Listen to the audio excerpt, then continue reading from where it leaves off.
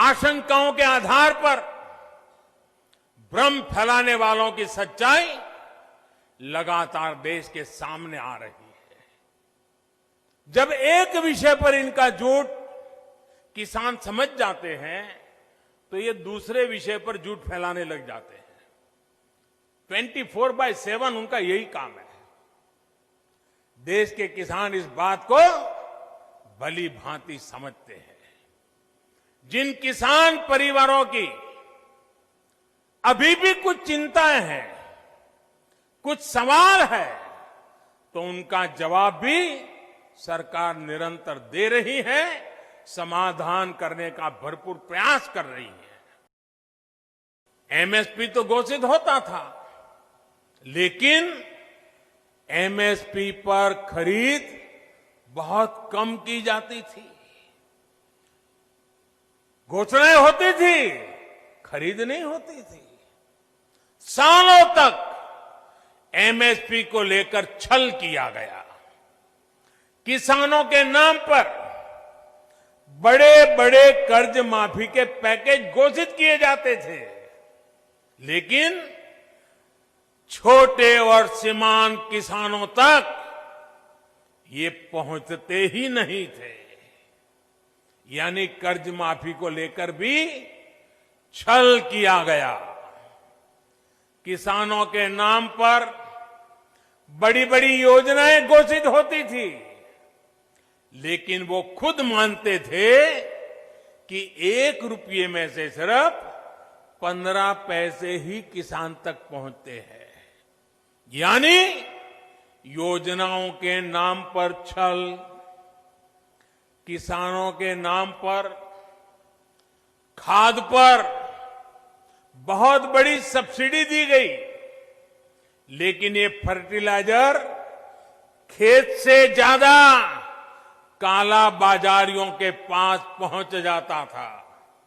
यानी यूरिया खाद के नाम पर भी छल।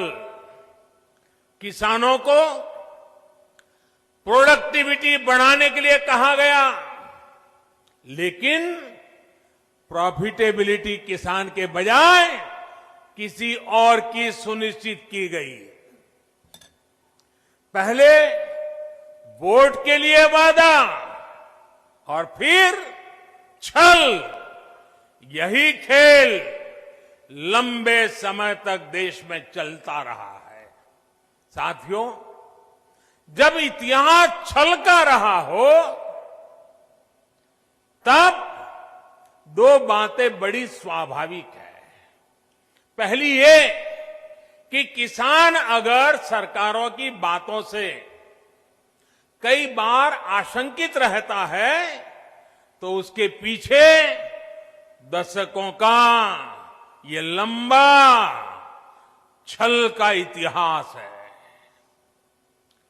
और दूसरी ये कि जिन्होंने वादे तोड़े, छल किया, उनके लिए ये झूठ फैलाना एक प्रकार से आदत बन गई है, मजबूरी बन चुका है। जो पहले होता था वैसा ही अब भी होने वाला है, क्योंकि उन्होंने ऐसा ही किया था।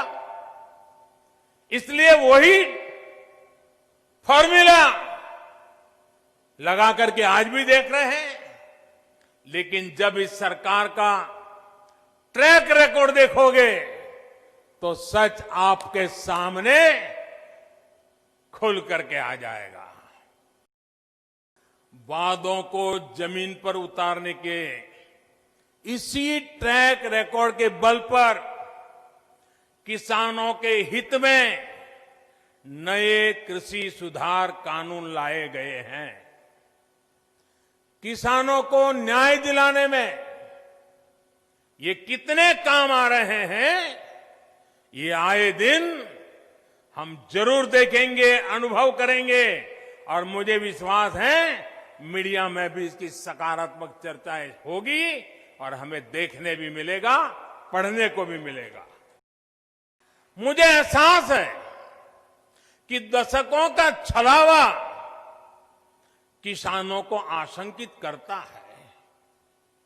किसानों का दोष नहीं है। लेकिन मैं देशवासियों को कहना चाहता हूं, मैं मेरे किसान भाई बहनों को कहना चाहता हूं और मां गंगा के घाट पर से कहना चाहता हूं, काशी जैसी पवित्र नगरी से कह रहा हूं, अब छल से नहीं, गंगा जल जैसी पवित्र नीयत के साथ काम किया जा रहा है। अब आप ही बताइए कि अगर मंडियां और एमएसपी को ही हटाना था तो इतनी बड़ी हम ताकत क्यों देते भाई?